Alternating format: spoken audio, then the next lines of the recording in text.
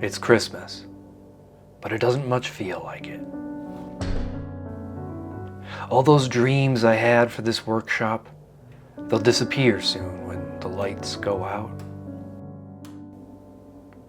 But the sun will still shine. It'll fill this battery and power her house.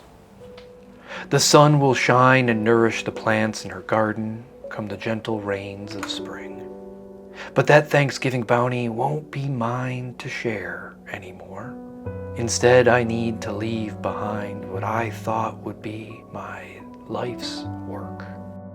And more devastatingly, say goodbye to the 3 loves of my life. I thought it was just a bump in the road of a grand adventure together. Turns out we'd just been walking the same way while referencing maps with radically different destinations marked on them. I'm heartbroken. I don't know if I'm gonna be okay. The world's fucked. The cracks in society widening with every post and tweet, and staring into the bleak unknown of that future without her is terrifying. We were stronger together. I don't really want to start over again, and certainly not in this van. I did that for 5 years, traveling the West and taking contract jobs. It was an adventure. But that siren song, it's just not as seductive as once it was. What I need is a roof over my head. I need a house with a workshop I can call mine. But how does one choose a real estate agent?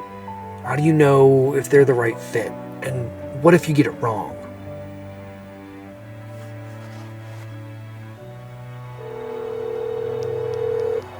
Nexus 360 Realty, this is Donnie Eggers. How can I help you? Donnie, my name's Adam. And I didn't know when I woke up this morning that I would need to buy a house, but I need your help. Bend, Oregon. It's a great place to live. It's safe, the schools are good. You can ski Mount Bachelor, hike the Cascade Range, and explore its volcanic lakes. There's a wild and scenic river to float in the summer, and enough mountain biking trails for everyone, at any level. All that, it makes Bend a destination city, and a desirable place to live and raise a family. But Bend, well, it's small. So finding a forever home here can be challenging, and with Adam's budget and time frame, Almost impossible. My budget is only big enough to buy one of the cheapest homes in this town. You can't spend what you don't have.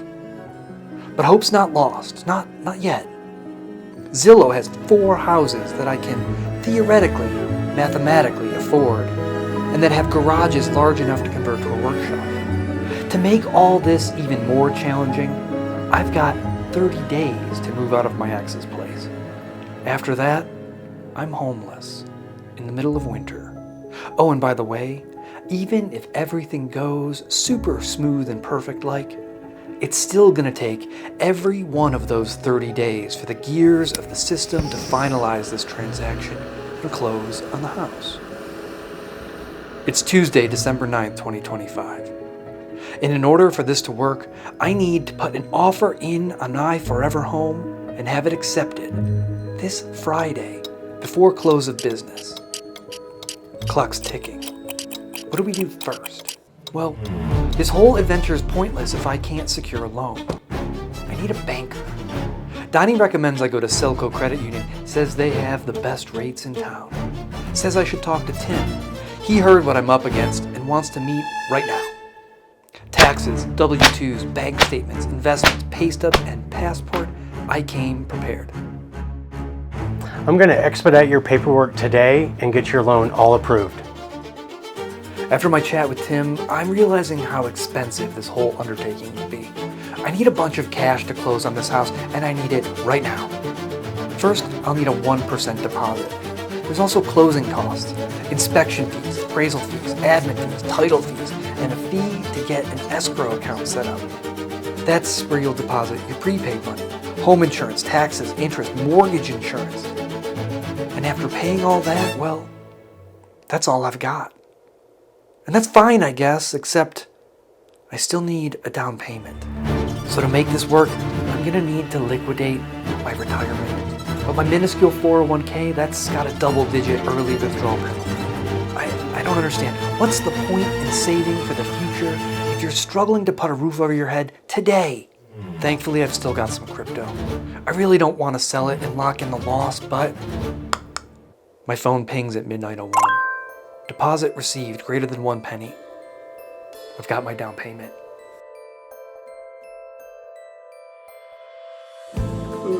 It's Wednesday morning. Time to see some houses. We've got an appointment to see all 4 houses in my budget. House number 1. It's a nightmare. Even for someone with an overactive imagination like mine. House number 2. Hey, bad news. The seller accepted an all-cash offer from BlackRock or the like before we could even drive across town to see it. And then we'll walk through house number 3, and it's perfect. It's all for naught. Sold? Another cash offer? Okay. Don't worry, we've got one left to see, and it's the best of the bunch. House number 4, it's got a new roof with solar, a new furnace and hot water heater. It's even got real maple hardwood floors and solid pine doors. It's perfect. The house has only been on the market for 12 hours though, and 6 people have already seen it. This house, it's gonna sell, so our offer needs to be better than any of the others. Donnie, let's do it. Let's get your forever home. I'll do the paperwork right now. And now we wait. Donnie just texted and asked if I'm up for a phone call. Let's see what he's got to say.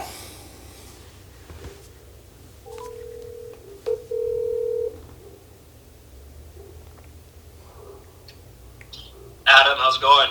Good. What's going on? Tell me you got some good news for me. I've got good news. That sounds awesome. Thanks, man. You crushed it. Absolutely, brother. We'll talk to you here soon. Congratulations. Thanks, man. Appreciate it. All right, see you. It's been 77 hours since I called Donnie asking for help. I can't believe we pulled this off. It's a testament to his hard work and the team he recommended to me. And though I'm grateful in ways words can't describe and will eventually celebrate, right now, all I feel is relief. That's like such a relief.